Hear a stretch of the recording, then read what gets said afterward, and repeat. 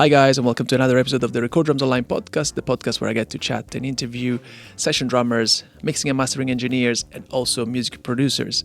In this episode, I had the chance of interviewing the one and only Dan Bailey. If you don't know, Dan is a phenomenal session drummer, music director, and also an unbelievable recording engineer. In fact, in this episode, we went super deep and on discussing how to recording drums, mixing drums, tuning. There is all the full package, and is an unbelievable player.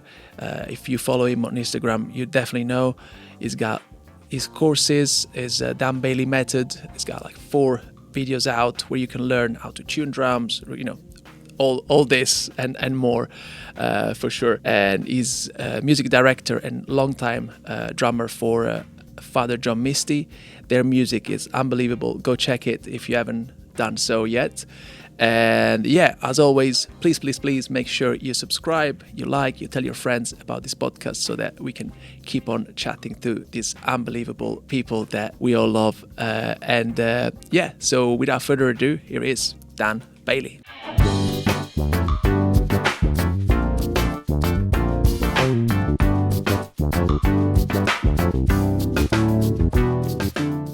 Nice, Dan. No, thank you so much for doing this, man. Really appreciate it. How are you? You okay? Yeah. I'm good, man. Just getting through winter and hanging out, and it's good over here. Oh man, you live in LA, so I'm sure it's probably the best winter. It's pretty reasonable place to do winter in the US. Yeah. Man, it's been kind of, we've been getting poured on, which is not usual for us, but other than that, I mean, and everybody else is in like 4 feet of snow, so we'll take it.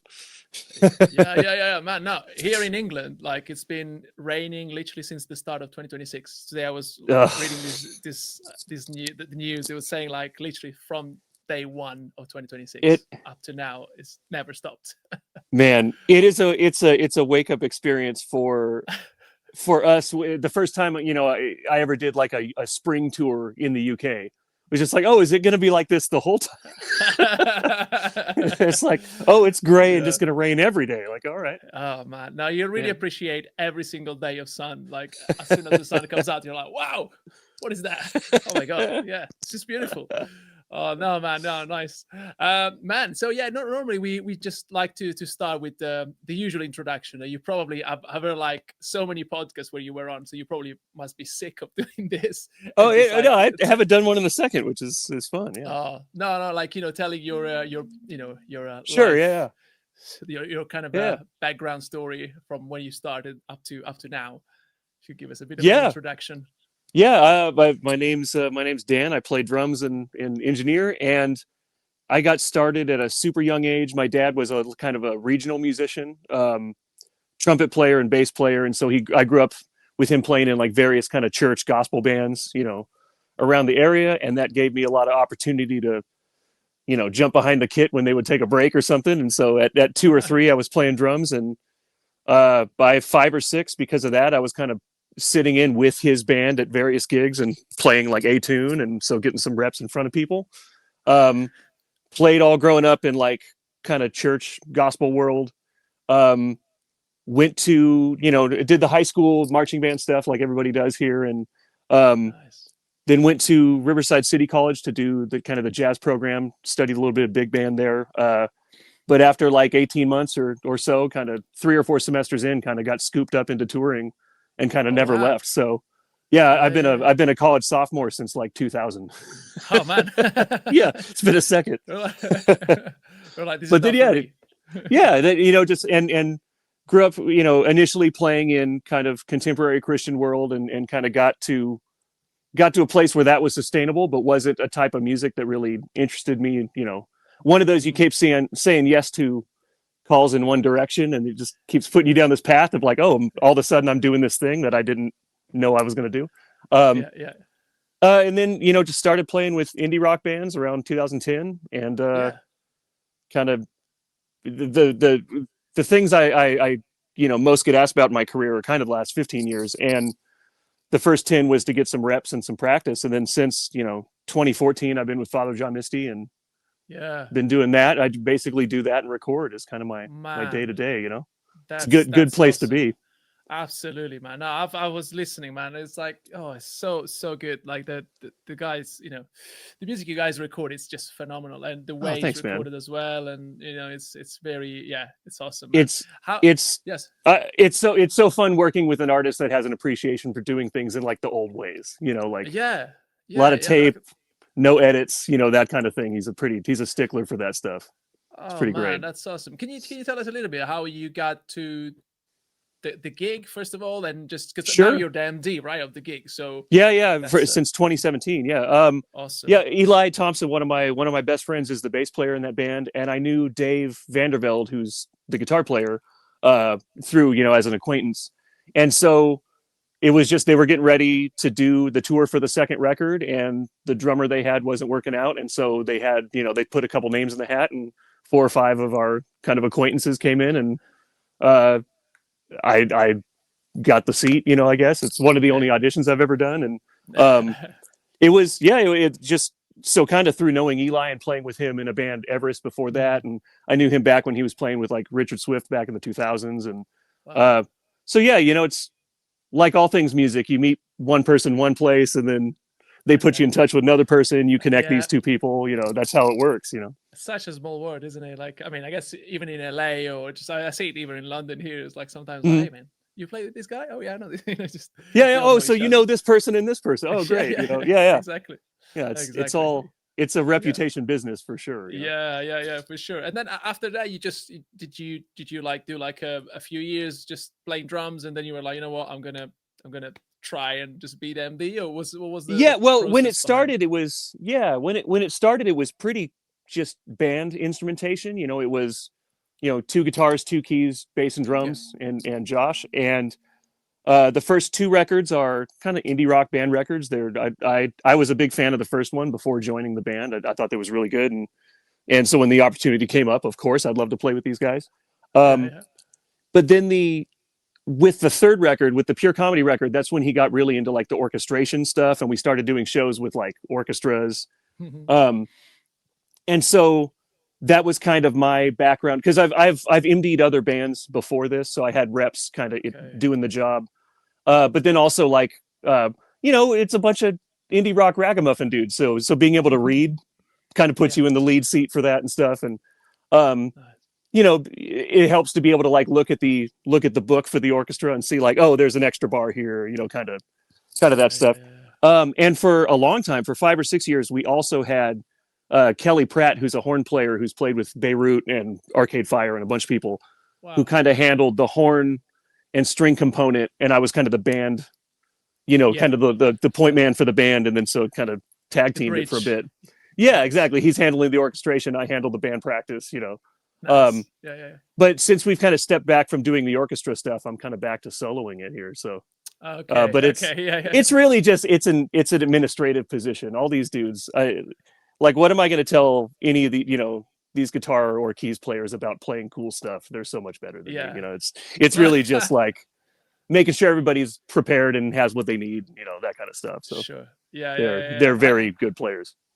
That's awesome, man. How do you find like being an MD? Like, I guess these are your mates now, so of course, like it's kind of different. But you Yeah. you said like before you were MDing in other situations. Like, how did you find yourself just being? Could you give an advice, for example, to someone that is like never has done, like, I've never been an MD ever. Sure. So, uh, Well, do you it's have one of any? those jobs. Yeah, it's one of those jobs too that can have so many different definitions depending on the artist and the situation. Like, I'm not putting together a band for the band exists, so I'm just there to Okay, like run a rehearsal. Oh, hey, we need album stems so you can learn a part, like that kind of stuff. Um, sure. Whereas, like, traditionally an MD would be like the hiring and firing presence on a gig. If you played Right. for like Ariana Grande or something, you're hiring the band. Yeah. So yeah, for me, it's just yeah, these dudes are. I'm an equal member as all these guys. I just kind of someone has to be the person who In delivers the charge. messages. Yeah, Yeah, yeah, it's yeah. just basic stuff. Okay, okay, that's cool, man. That's awesome. And when did you decide to? Because of course, like this podcast is all about recording drums and recordings. Like, Yeah, where did you start it? When did you started getting yeah. interested in recording drums? What was the? In like probably late high school, I played on my first like friend had 3 songs and paid $40 an hour to go to a little local studio here. Yeah, yeah. So the first, I didn't start recording myself until about 2011. So Okay. the first decade or a little more was just traditional in person, with an engineer there and a producer and an artist and maybe some other players. And so I got reps doing it kind of just the playing part of the job. Yeah. And then in 2011, bought an interface and just kind of a couple microphones and started accumulating. And it was really like, I feel like, 2015, 16, I started to see the writing on the wall for like, oh, everyone's going to have to be able to do this on a high level because studios are dying. Yeah. The finances just don't allow you to spend $5,000 a day to get drums anymore. Yeah. Unless you're on the top, unless you're at Universal or, Sony or something. So yeah, it was just one of those like, oh, I should, I've got access to all my engineering buddies, and I've been like looking over their shoulder, for years, just going like, oh, how do you place your kick drum mic? Like, oh, hey, why do you arrange your overheads like that? And like getting to Asking ask all the questions. dumb questions to these great engineers who all still work and incredible. And yeah, just getting to play on stuff. Did a bunch of work in Nashville in the middle 2000s, so I got to learn kind of how that scene operates differently than LA. And yeah, just kind of like by happenstance, and then being curious about the recording process on that end. Yeah. Uh, Yeah. Yeah. and started in a spare bedroom, and then went to like a room I subletted with a friend, and then went to a commercial studio I rented, and then now at my spot, Yeah. at the house. And it just kind of, you get to like a fork in the road, and it just becomes pretty obvious, like, oh, I should pay some attention to this. um, Right. Yeah. Yeah. and Yeah. then Yeah. COVID put the nail in it. Like at that point, everyone realized it was like Yeah. I was lucky enough to get in a couple years ahead of that. Yeah. Um, Right. but it makes sense that part of being a musician would be being able to like capture what it is you do. Sure. And even if you don't engineer yourself much, if you're still like on a lot of traditional sessions, which there's still a scene doing that for sure. It's good to have the kind of the perspective of seeing it from their end. It makes you a better player, makes you a better, better recording drummer. So yeah, I think Absolutely. Absolutely. it's one of those just kind of, you just kind of have to be able to do it. And Yeah. Do I you re- find I oh, find a no, lot sorry. of Sorry. interest in it just as a hobby anyway. I would be doing this anyway. I'm just a Nice. Yeah. dork Yeah. for recording. Yeah. Yeah. Yeah. Yeah. Yeah. Yeah. Do you reckon that over the years, as you were saying, like COVID kind of started like everyone started being like, oh my god, we're gonna be stuck at home, so we better learn how to record drums and all Yeah. that. Do you do, Excuse do me. do you reckon, or is it? Do you reckon that just I don't know, for example, in 10 years' time, how do you see this kind of remote recording business evolving? If you have an idea of it, or just You, you know what? It's at some point they haven't figured out how to make AI profitable yet, so we're not there yet. But like at some point, we're going to have the lowest common denominator work is going to be gone. The things that are basically being done by sample packs now will be short lived and gone, because you'll just be able to. I need 1 minute and 42 seconds of 91 BPM J Dilla drums, and yeah, it'll spit out something approximating that. yeah, Um, yeah, but I think this is just going to kind of be the new normal, and we'll still have a handful of the big historic studios for big in-person things when people want to do kind of live vibe records. But it feels like we've got a decade or two of this format, okay, unless something really changes. But um, I mean, the economics of music being what they are is it feels like things are being figured out to where you're starting to see artists pull from streaming, and invest more into touring. And so I think that there's some of those levers are going to change a little bit, but I would say that this is probably going to be the thing for a little bit, at least gonna until stay. the next shoe drops, whenever that technology Yeah, changes. yeah, yeah. Yeah, yeah. And speaking of loop packs and sample packs and all that, do you have any interest in doing some, or just No, I'm yeah, sure like so many sorry, people and that asked you was probably. yeah, well, and that was not to disparage sample packs or loop No, no, packs or no. anything. They totally have their job in the production world and stuff for sure. Um, I've done a little thing with my buddy Dustin at Wondertone a couple years ago, where it was just started with a DM where like hey, I have this room and you have the tape machine that I have the front end console for. Wouldn't it be fun just to plug it in and see what happens? And we ended up just recording some stuff and for fun and put something out. But no, I think that I've gone back and forth with this for like 5 years, and I think there's some value to making the only way you can get my playing is a la carte.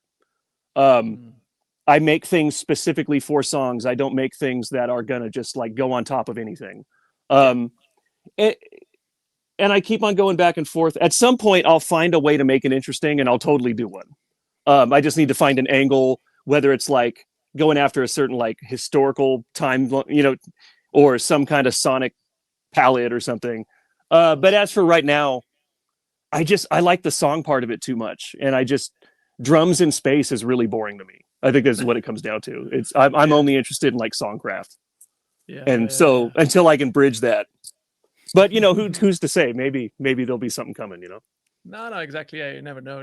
But it's great. I love I love watching all your videos, man. You can definitely feel that. Oh, thanks, man. When someone books you, for example, it's just like it's getting a live drummer. It's not getting you don't you work very much as a performer, just recording drummer. Which brings me actually.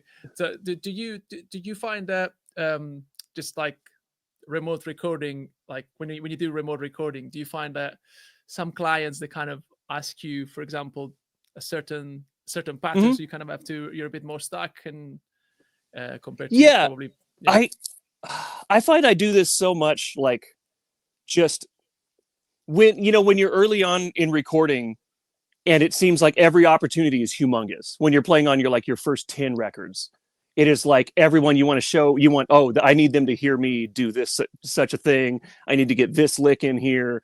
This snare drum sounds really good. I need to get it on this track, whatever it is.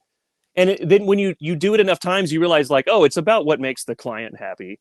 And like, if you give them all good stuff, they're going to make something good out of it, And so, there are clients that absolutely send me like temporary drums and they want like that pattern.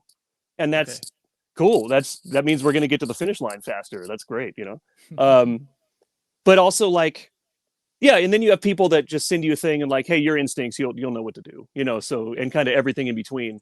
But I worked years ago in probably 2006 or 7. I worked out of this studio, Signature Sound in San Diego a lot. And there was a big, this producer guy, Kiko, who works with, like Luis Miguel or like humongous Mexican artists. And he would have like full on programmed out drums down to the fills and want me to like do them live. And that was like not at my own spot. That was at a studio with him in the room. So I'm like charting fills and stuff. And so I got reps of like, it used to feel really restrictive. And now it's like, dude, if I can make like a computer generated pocket, that means I'm pretty good at what I do, so now it's almost like a challenge. Like, how do I beat this loop at its own thing? Like it's turned into a different kind of process for me, The opponent, I guess, is the loop. Just like, I can beat this loop. This is nothing, man. No worries. I'll make it sound 10 times better. That's great. That's awesome. So when people send you like songs, and can you tell us a little bit about your remote recording kind of workflow? Sure. Because some artists have, or some producers have, like, I've gotten everything from like a scratch guitar and vocal, and no build out, to like a fully realized track that they just want to replace the drums on. So like, and everything in between, there's like partially built out stuff, or they just usually ask for like a stereo stem of like, can I get the track and then any rhythm elements separate so that I can isolate them and mute them when I replace them. And then usually like the first take, we have some kind of conversation, or they send me a reference track for like kind of the tonalities of things, the sonics. And I kind of get a ballpark, between if there's placeholder drums and the sonic thing they were talking about, I kind of get my first instinct. And I'll send like a take one, just play through to get to the end. Take one, I'll usually, if I stop, I'll just punch and edit just to get a full take. Okay. Just because I'm learning the tune still. Just so they can like, okay, the sonics. Because once we're like, hey, those sounds are good, then I don't have to think about that anymore. And then it's just about the part. And then, yeah, from there, it's like, hey, on second verse, could you try 16ths on hat? Great. They start sending notes, or like, hey, there's a unison figure. We want to accentuate more than that in the bridge. Okay. And so they just send their notes, and then, take two. Usually it's like a text message chain. So just can send MP3 bounces. And Okay. I don't. Is it like quite of a quick turnaround in terms of like chatting? Because sometimes we were saying with Yeah. some of the guests, like it sometimes you wait like a whole day. And it was like, come on, man. Yeah. Well, and some feedback. I saw one of the clips I saw of the show was someone discussing that. Yeah, I think that's where you have to like kind of set some boundaries of like, hey, are we going to work on this on the 12th? Great. Can you be available to give notes? And for me, it's like, if they can get back to me within half an hour, 45 minutes, I don't need to, because I'm 20 feet from the kitchen, like I'm at the house. So I'm just going to go in there and hang out, and then come back when they have a note. So it was tougher when I had to go to a third location for like when my studio space wasn't at home, because then I'm kind of locked there until I'm done. Yeah, Whereas like having it at home is like, they get back to me in 90 minutes. It's fine. Like it's, yeah. And I don't try to like, yeah, exactly. And I'm not trying to burn through.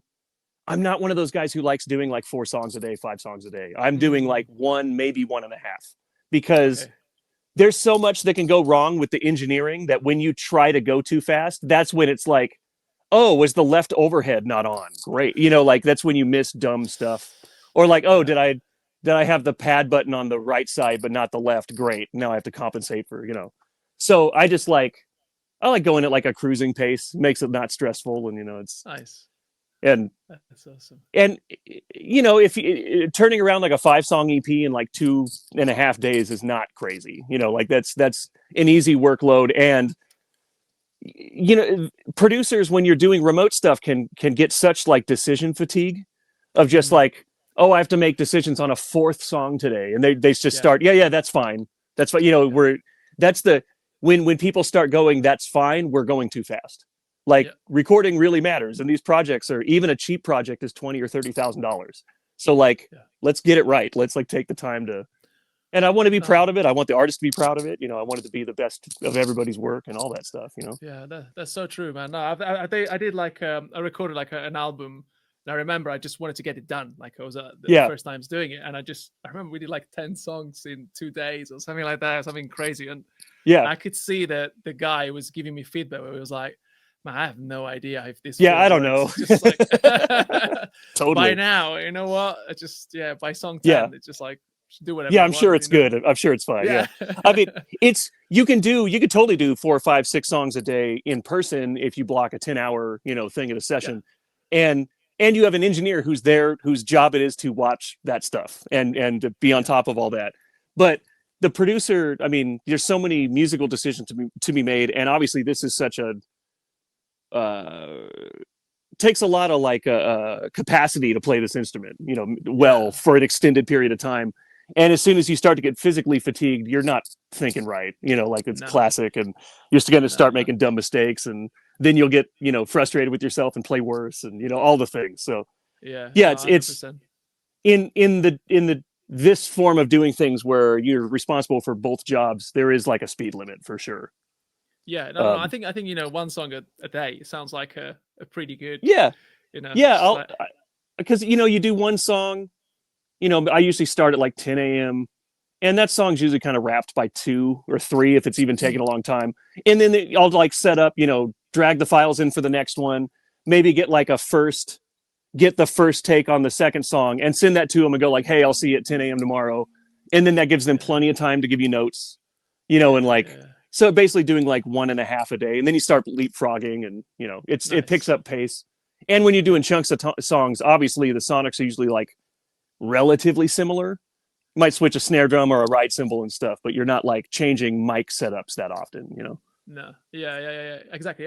Speaking of mic setups, have you got like I mean, this is I know this is like the wrong question, like a quote unquote standard setup. I've seen all your videos, and I can see that you normally change mics all the time. So no, for the most part, I run the same.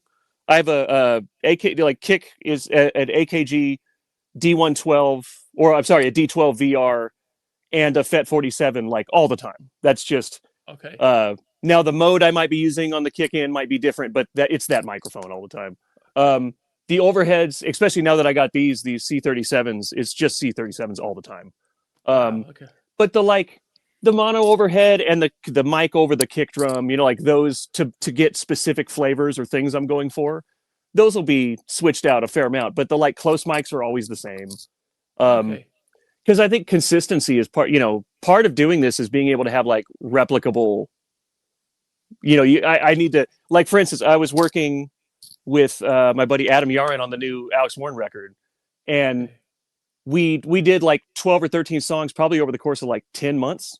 And so if the last one we did was 3 weeks ago, I need to be able to get something in the ballpark. And so if I was doing wildly different mic setups all the time, it would be hard to hit the target over and over, Yeah. I guess also once I guess after a while your microphones as well, so you're I know exactly how they know how they sound. You learn your gear the more, for sure. The more you use it. Yeah. And when it comes to tuning, do you tune, for example, let's say you have to record an album, right? Do you tune to a specific pitch every song, or just you're no, okay, no, never. I've worked with producers who in person who do the go sit at the piano in the tracking room and go hey, this song is an F sharp, so I need it to be an F sharp or a B, or notes in the key that don't conflict. And it's one of those first of all, it starts to sound fake, I think, when you tune to notes. Second of all, that's not how drums work in the first, but they're atonal. If you have a real sharp note sticking out, there's probably something wrong with, you need to tune away from that. But there are totally, if your song's in C and your floor tom is resonating in a real strong A flat, that's bad. You should probably, probably adjust that. But no, just as long as they're sitting in the track nice, that's the only. Okay. You can usually tell when a snare drum is kind of correct, but it's either above or below where it wants to be.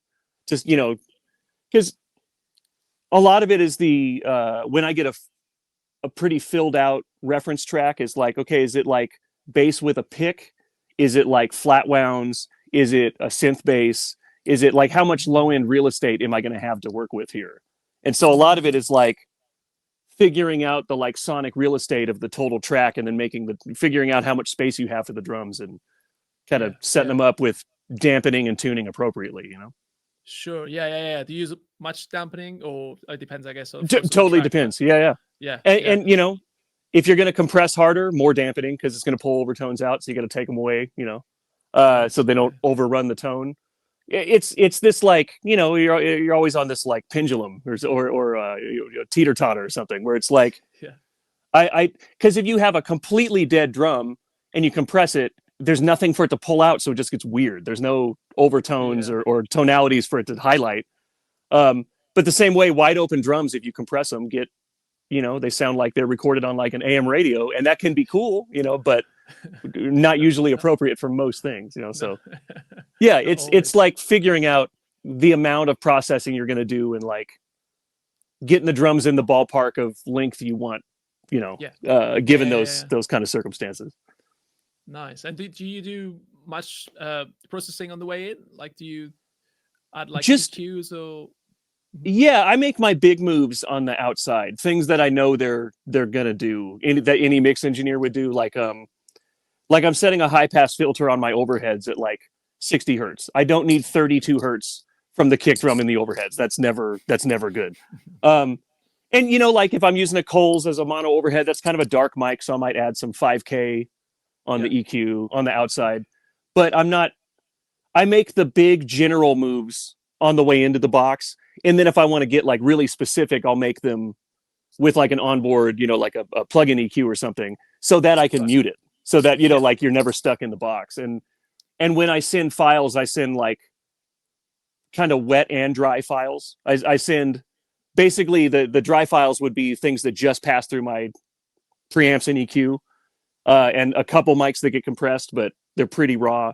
And then if I'm doing some big moves with reverbs and stuff in the box, I send those kind of separate, so that if they like them, they can use them. If they don't, they can start over, do something of their own, Sure. Yeah. Because I guess, some people as well, some artists that, they probably they have no idea how to mix or something. I remember like just Yeah. sending out like Oh, raw drums, and yeah, yeah. they'll be like, oh, if you could help us mixing those drums. Yeah, I'll be well, like, okay. I usually send I send multi-tracks obviously, but I'll also send my working submixes so that Oh, like, because I know a lot of people, if especially if you're in production mode, you don't want to then mix the drums so they can no. continue working on the song. So they can just drop my 2 mix in there, and then when they send it to mix, do your edits and whatever, do your comp that you want, whatever fills you want, and let the mix engineer go from there. But yeah, sometimes it's nice if I get the vibe that it's just going to get dropped into like Logic, like Yeah. then I'm just going to send them the stereo submixes as Yeah. well.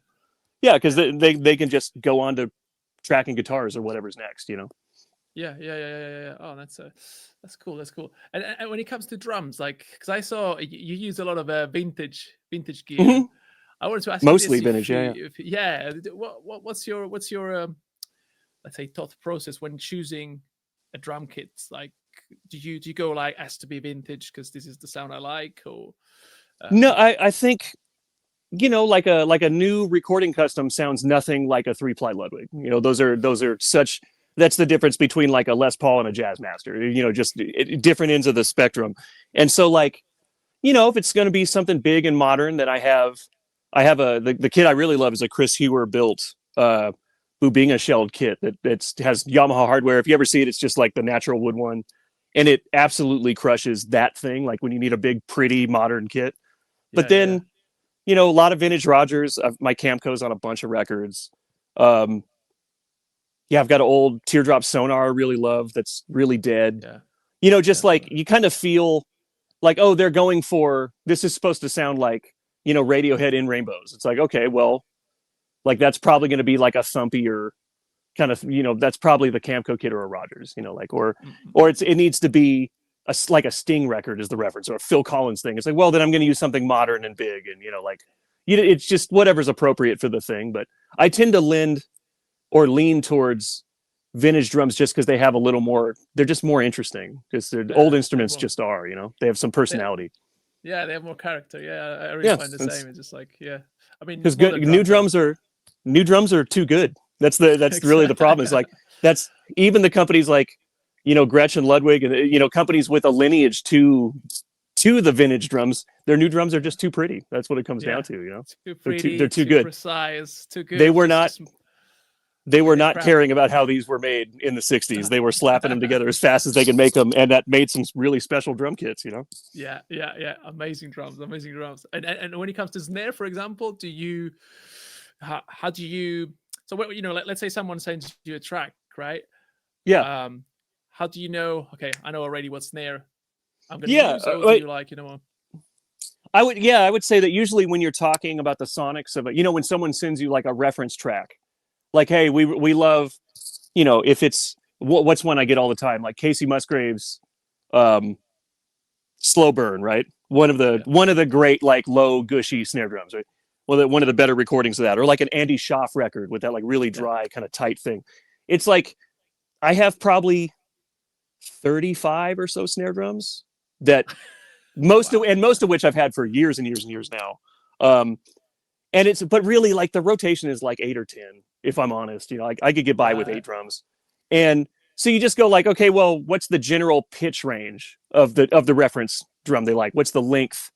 What's the ratio of like head tone to snare response tone? It's like, okay, well, in the case of like Slow Burn, it's like, okay, so it's pretty thuddy. The snare wires are like pretty subdued.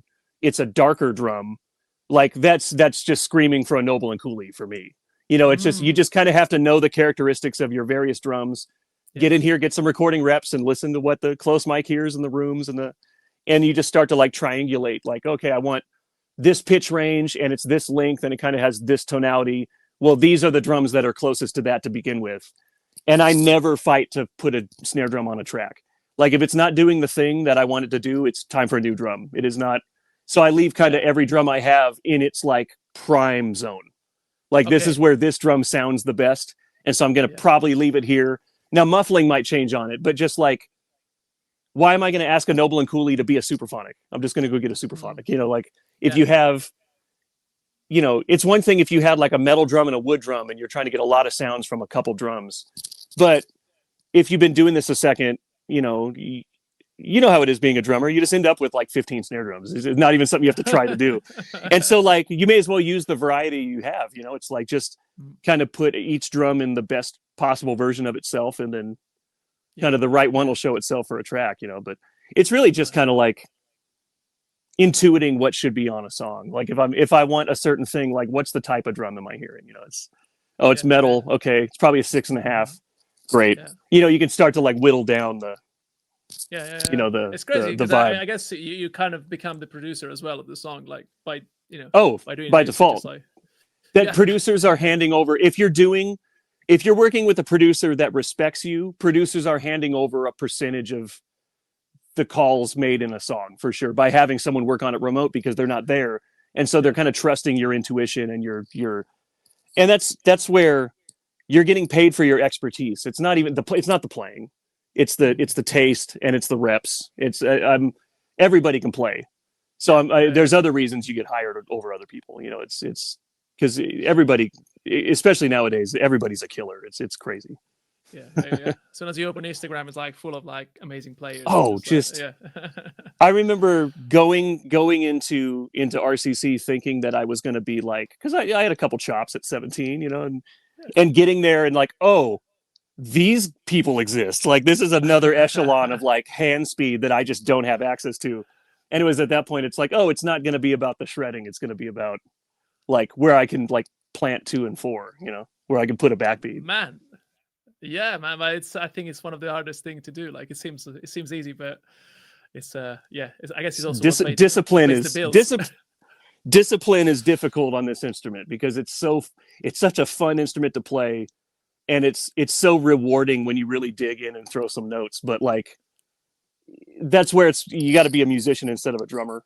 It's just like, what is this doing to the arrangement of the song? Is like my like 30-second note chop down the toms probably isn't going to make this ballad. It's not going to get me hired again. Go. Sorry. Oh no, go for it. Well, and even aside from of course, the joke being getting hired, it's not an economics thing. It's just what's musically appropriate. Like it's you want to be seen as something more than a drummer, right? That's kind of what we're all going for. Exactly. Yeah. And I remember like hearing like one of in another podcast where you mentioned like one of your favorite drummers is Ringo, right? Yeah, absolutely. It's like Dude, like. Perfect example of like better drummer than people give him credit for, but no monster, but like incredibly musical decisions, and every song feels unbelievably great. And that's the highest compliment, It's like and that goes for, like Billy Cobham and Mitch Mitchell also feel incredibly great, and they play a ton of notes. So it's not even an amount of notes thing, but it's just, what is the feel of a tune? Like, are you stepping on any toes, Yeah. It's the character, I guess, as well. Mm-hmm. There was one thing that I thought, it's like, because we all have to record. When we record, we have to record with click, right? Mm-hmm. What's your I'm sure by now, of course, like click for you, click or no click, probably doesn't make much difference anymore. But do you have any advice for someone that, for example, I don't know, is struggling a little bit to be with the click? It's one of those things where the more you fight it, the worse it gets. It's one of the, it's like, I remember like when I was starting to like drive, to drive a car, and when you're on, initially the first couple times, it's like keeping it in the lane is like, it's like, oh, I'm on the right side, I'm on the left side, I'm on the right side. And then you do it for 6 months, and then it's just like, just don't look at the front of the car, look 100 yards down and you'll be fine.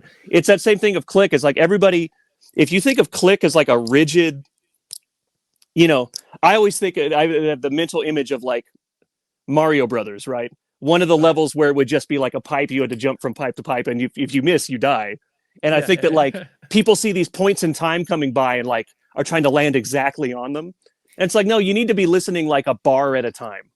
Not the more you zoom in on click, the worse the playing gets. So it's just like, man, just try to, if you can land the downbeat on it, I bet the rest of the, beats 2, 3, and 4 will be pretty close. It's and even if it's a little gallopy, it might be cool, but I think it's one of those, just don't think about it as hard. And also in today's day and age, perfect is so easy to get.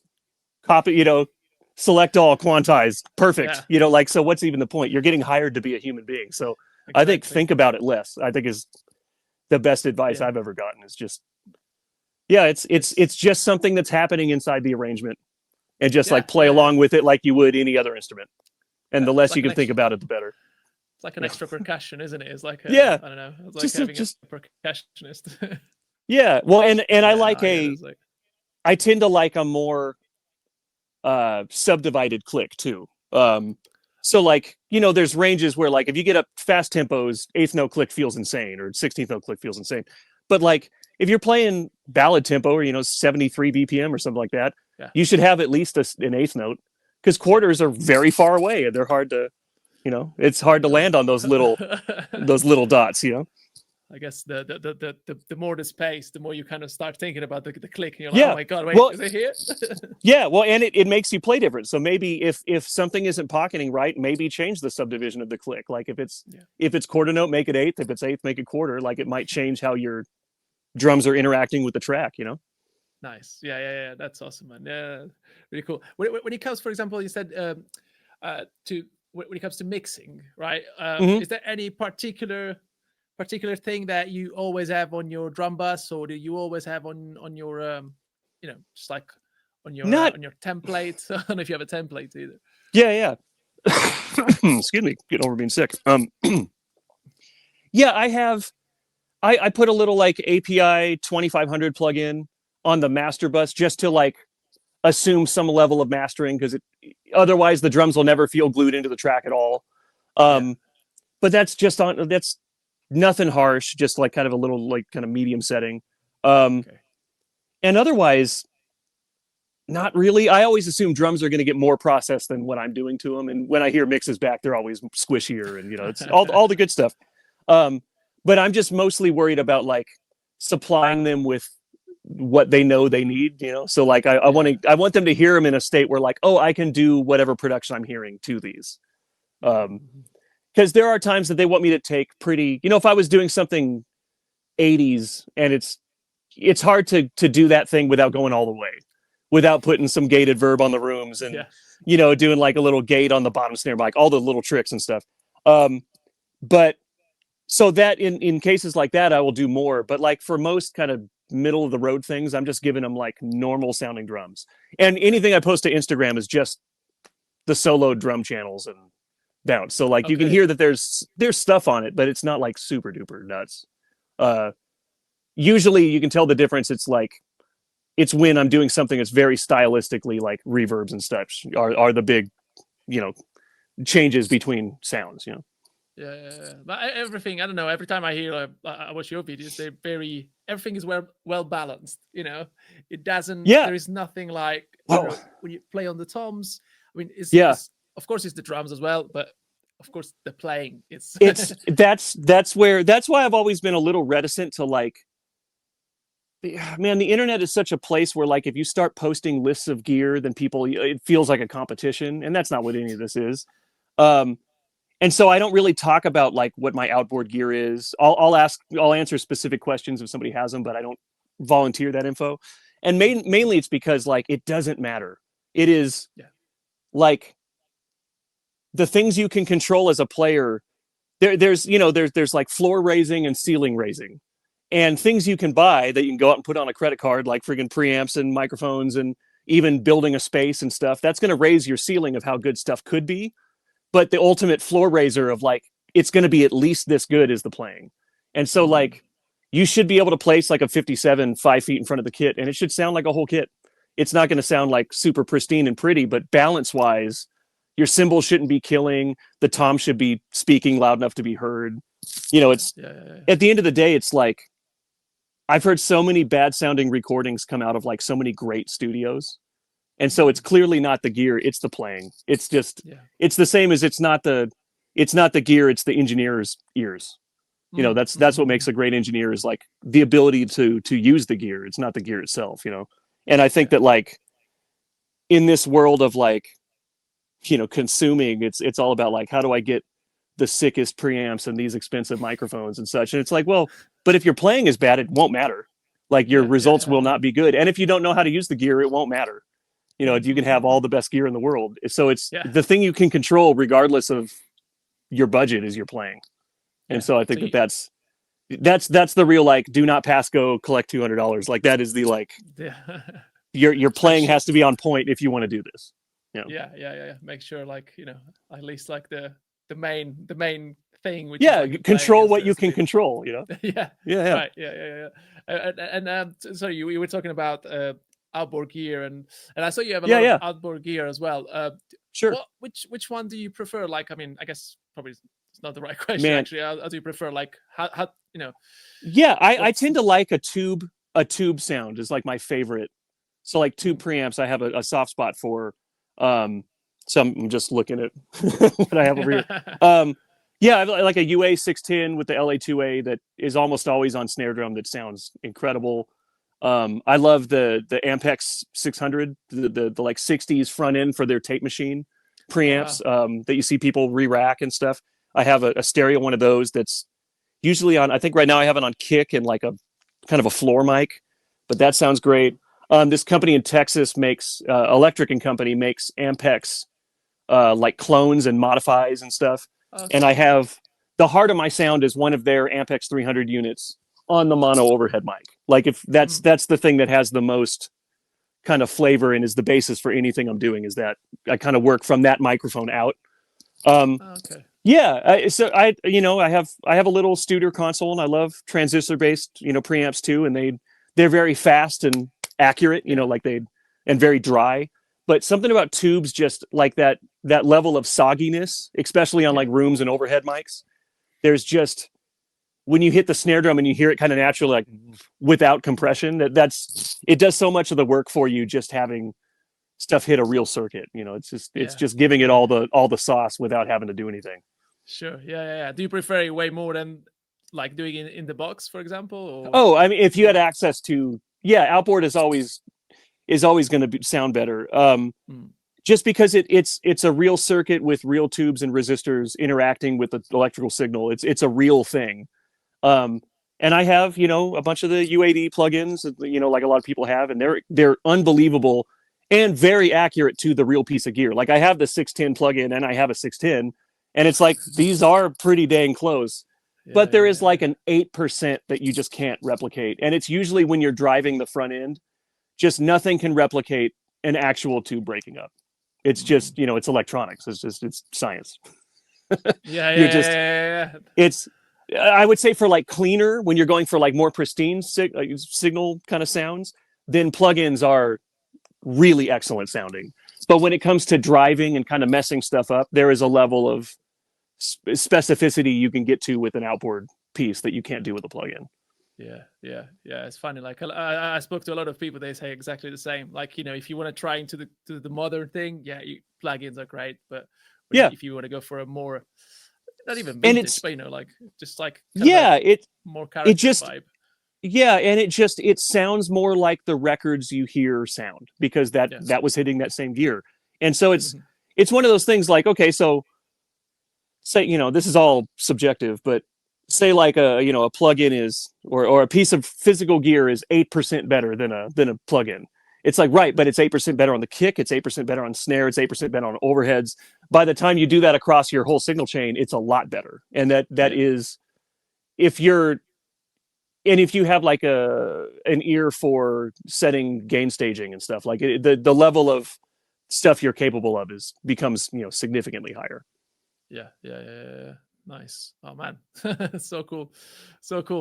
Nice. Man, we normally do like 10 non-rapid fire questions in every episode. They're called non-rapid fire because they never manage to be rapid fires. They're not those kind of questions. Like they're quite broad. So it just feel free to expand it. So number one is top 3 albums for best drum sound. Oh. This is a horrible one. I'm just, you know, obviously these are going to be As of today, as of today. Yeah, of course. See, that's the problem, is that it's not that making these lists are hard. It's that you're thinking like, what have I left out that I'm going to think back later and be like really mad at myself. Just off the top of my head, I think the best sounding studio drums I've ever heard are on Tears for Fears, Sowing the Seeds of Love, especially the Manu Katché tracks are the best, like of the 90s hi-fi. I think it's like 1990 or 91, that record, 89 maybe. But like the peak of hi-fi, very expensive studio recording. Those drums sound, especially the track Woman in Chains is the best sounding drum kit I've ever heard. I love Andy Schaaf, the magician. Yes. We're going to play some shows with him coming up. I'm really stoked to see him. Nice. But for those like closet drums, I feel like, you know, I'm really proud of a lot of the stuff I've done with Father John Misty sonically. But I think Andy, for that like immediate, really dry, really tight drums, I think that's the like Bible for that sound is that record, especially like the first half of the record. Man, and then it's real hard to not, in today's day and age, because it's so dang influential, it's really hard to not go the Kevin Parker, Tame Impala thing.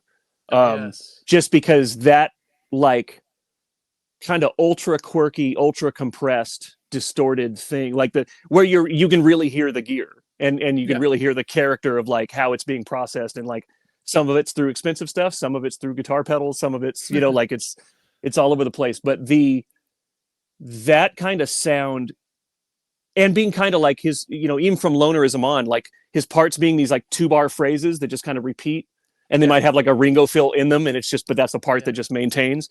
That is such, because it kind of dips into slightly hip hop and like sample type of approach, but it's being live played or it's being looped in parts. And I think that's those records, especially Currents and Lonerism, are like very, very influential. Well, clearly influential, because there's a lot of those sounds going on a lot of records, you know. Yeah, I guess like probably in the past 15 years, I don't know, it's probably one of the most recognizable. You would have to think sonically.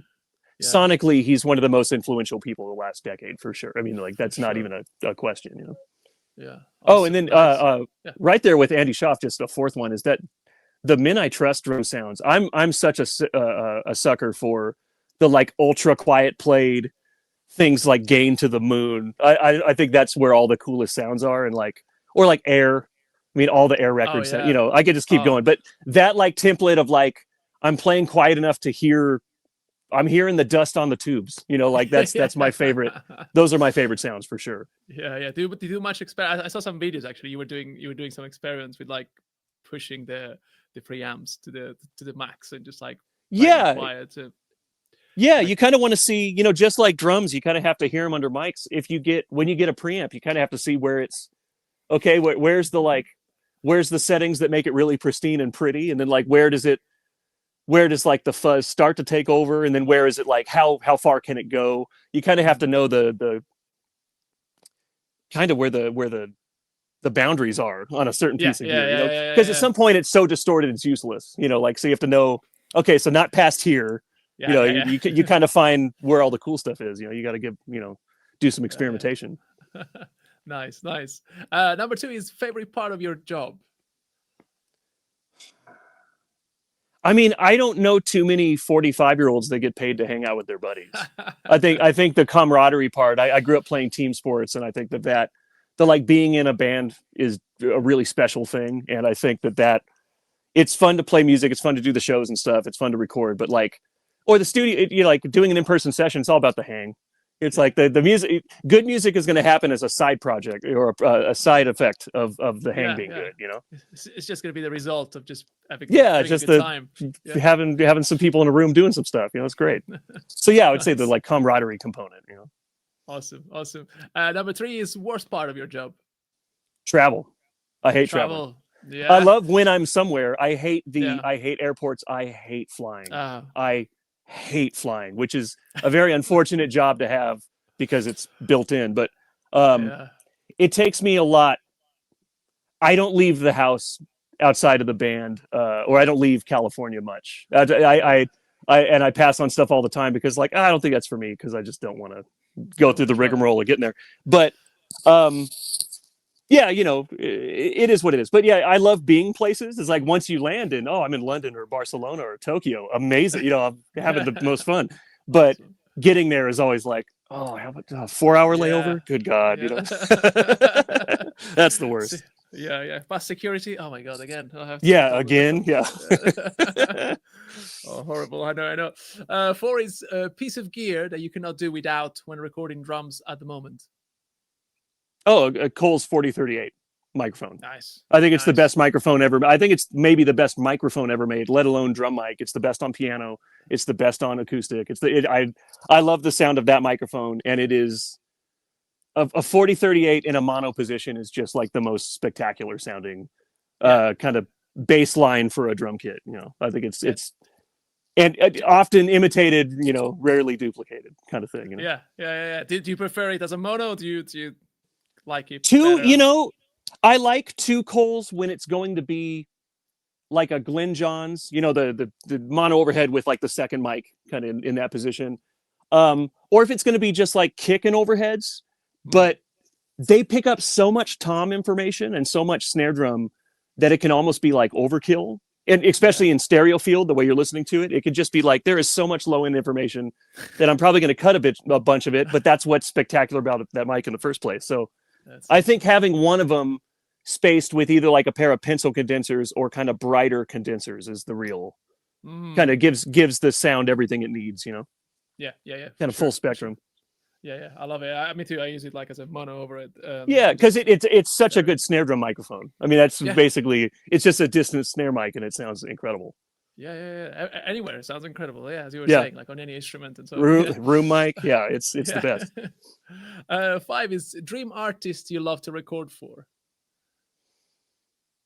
Oh man, I mean, there's a bunch. There's Yeah. Yeah.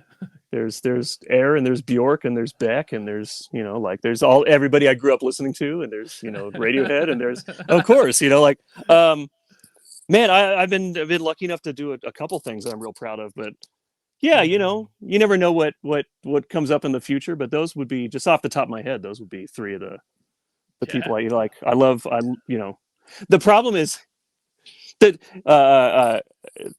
the problem is that most of these names I say are like bands we've played with, and I am often friends with the drummers on the gig, and of course would not want to. No, but like yeah, if given an opportunity, like any of that kind of era, the kind of the generation ahead of me, I would love to play with a couple of those folks for sure. Yeah, awesome. That's so cool, man. That's so cool. Six is what plug? I mean, we kind of already went over this. Like, what Mm-hmm. kind of plugins you normally have on your drum bus? You were saying API. I can substitute this for. Let's try another one. Let's do this. This is like a proper rapid fire Sure. question. Felt beater or plastic beater? Um, Or I not? change beaters a lot, but probably like a round felt, like the old school round felt is the like. If I had one, that would be it. Shed one. Okay, But nice. rather than I always try to make the sonic changes at the drums anytime I can. Like if I want a brighter ride cymbal, I get a brighter ride cymbal. I don't EQ the overheads brighter. Okay. So yeah, if you want a punchier kick, go to like a plastic or wood beater. Try that first before touching the EQ, because I'm sure it's instantly going to be the thing, and you won't have to like juice the high end or anything. Yeah, yeah, yeah, yeah. Just do it at the source. Nice, Yeah, nice. always Um, best at the source. always, yeah. Seven is oh yeah, we actually haven't mentioned this, but yeah, you have like your series of videos and masterclasses out called the Sure, Daily yeah. Method, right?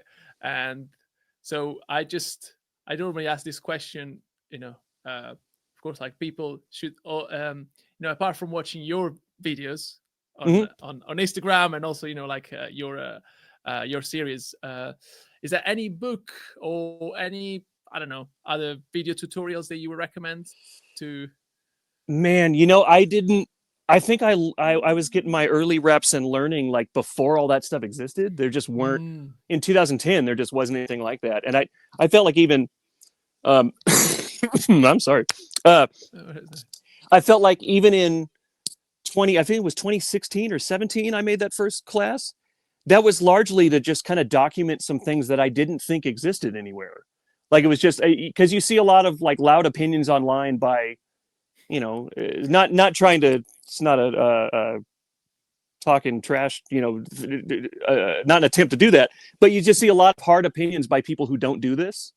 And it's like, kind of social media types that like doing really high end social media production is a full-time job, meaning it precludes you from doing this. It's hard stop. You can't do both. And so it was really like, hey, here are my experiences doing this professionally. Like, here's kind of the things I worry about and the things I don't worry about and such. Now, my favorite educational video ever is Yogi Horton's. That is just such a like the ergonomics of playing and stuff. I think that is about as important a drum video as exists online, and that's on YouTube. But I would say probably that. I bet I've watched that 35 times. Like that is so good. It's such what a loss, because that dude an incredible player, one of the greatest ever. Like he plays one of the best. 500 different grooves in that video, and they all sound like they all sound incredible. So and they're all locked from like there is a what I notice online is there's often people have like a lack of conviction when they're playing the drums. I see a lot of like they're like afraid of them. Yogi's not afraid of the drums. Like there's something about the great players where there's just like a command. Like you watch like Mark Giuliano play. There's no like, oh, what's he gonna do? It's like, no, he's here to dominate. That's even when he's playing quiet, he's not worried about what he's doing. It's like any of those, you get to a level of playing and it's like it's so second nature and it's so natural. There's no second guessing on his part. It's just hyper confident and just conviction is the word. Like he plays with such conviction. And all the fills as well. Like every time he's playing a fill, he's like, wait, well, because you hear it. Have this in your memory bank, man, and you hear when he like starts a new pattern. It's like from the downbeat, it is locked. There is no that first eighth note isn't wavering a little bit. It is like nailed to the floor from the downbeat. It's pretty incredible. It is amazing, so cool, man.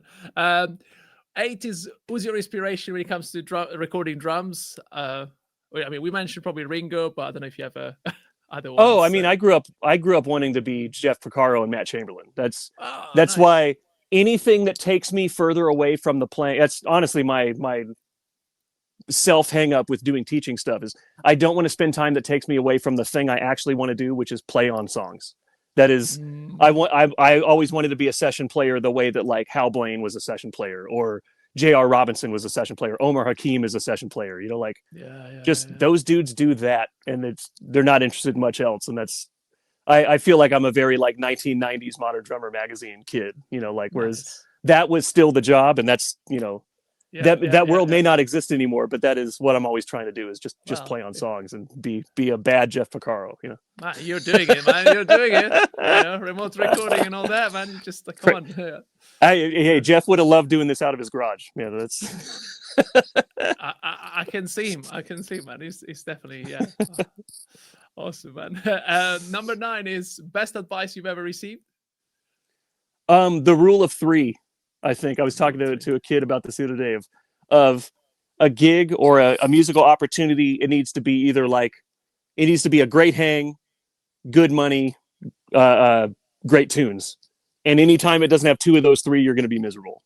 So it's like you can deal with an artist you don't really like if the bread is good and the tunes are great, or if the tunes are great and the hang is incredible, it's going to be fine. There isn't much money in it, but the second you're on the road or the second you're doing a recording thing and it's one of those things, like everybody's done a gig for money that they were miserable at, that's so I think the best advice I've ever gotten is just make sure 2 of those 3 things are present in any given circumstance, Man, this is such a good one. Sorry, I just had to take a note because I'm gonna listen this back. This is such a good one. I normally, like sometimes you accept gigs and you're like, and early on it's about getting reps. So it's early on it's about saying yes to everything and figuring it out later. But at some point you'll start to come to these forks on the road where you have to make some decisions about like what am I going to do for the next little bit, or like maybe a gig that's going to be 2 years it comes up or something like that. And you have to start going like, do I really want to get 4 months into this thing and be miserable? Or, and then do I want to bail on them and now have kind of a rough reputation with this circle of people? Like, probably not. It's always better to I don't think that's for me, whatever. And in the rare case, you find all 3, never leave. That's the grass is not greener if you get to a point where all 3 of those exist, Man, this is so cool. Oh my God, nice. Yeah. And the last one is worst advice you've ever received. That you have to hit hard in the studio. Okay. That's one of the things, man. I'm on Threads and I just see so many like, no, you need a strong sound source. You need to hit hard. It's like, no, you need to play appropriate to the genre of the song. If you're playing a Metallica song, then yeah, you need to hit hard. If you're playing a Nirvana song, yeah, hit hard. But if you're playing like, Carole King, like, no, like that's not appropriate. It's like, basically any advice is, most things that anybody says are like a hard and fast opinion are wrong. That is, there are so many ways to record a drum kit that sound great. And so I think that like, and so many ways to make your way through the music industry that end up working out. And it's just, there is no end all be all rules for anything. And I think when people try to make music this really rigid thing, it's like, it's not usually backed up by like resume or experience, Yeah. It's just nice. And is there one piece of advice that you could give to like the next generation or people that just are starting out and just want to do exactly what you do? Like, do you have any word of advice? You just have to commit yourself to doing this like every day. Or every day that's possible, because obviously, when you're getting started, you may have, not everybody's lucky enough to make their living doing the thing. So you have to find ways to do it. But like, there's a really great Kobe Bryant quote, the basketball player from back in the day, where he was talking about all these guys do one workout a day, and then they go to practice. He's like, I do 2 workouts a day. And so that means over the course of 2, 3, 4, 5 years, I have so many, they'll never catch me. And so like, for me, 15 years ago, I started recording every day. If I'm not on the road, I come in here and record something every day. If I have a song to play on, great. If I don't, I'm still like messing around with a snare drum or like, just throwing up some mics and like playing along with a record. And that's my practice for the day or something. But the only way to get good at this is just to do it a lot. And that's everything is reps. You need gig reps, you need studio reps. And the nice part about this is, it used to be you couldn't get studio reps without being on the dime for some, like somebody was paying for the day and all the people, and now you can kind of get them on your own. So that's actually way less stressful, Absolutely, yeah. Having to learn how to record in front of people was not always the most fun thing ever, No. Oh man, it's nice. That's such a cool advice. Yeah, I love it. Dan, where is your best place for people to find you, and if they want to reach out and just ask for drum tracks as well? Yeah, pretty much just Instagram. D Richard Bailey is kind of my only. Instagram is just, it's kind of where I'm easy to find, and that's where I post kind of what's on the menu, just clips from stuff. And it's a lot of it is me posting kind of game tapes so I can go back and check, and like it's just archiving the various things I've done so I can go back and reference, like, oh, I was using those overheads, oh, it sounded like that, cool. But that's also the place to come find me. Nice. Oh man, so cool. Dan, it's been so cool, man. I really loved it. Oh, thanks for having me. Every single minute of it. No, it's been absolutely amazing. And man, if you ever happen to be in London, I mean, probably not now. I recommend it because it's raining all the time. But I don't think I see any dates. We come through all the time, but I know it can't be too long. But we'll have to grab a coffee or something for sure. No. For sure. Nice one. Thank you so much, Dan. Thanks for having me. Yeah. Cheers. Dude.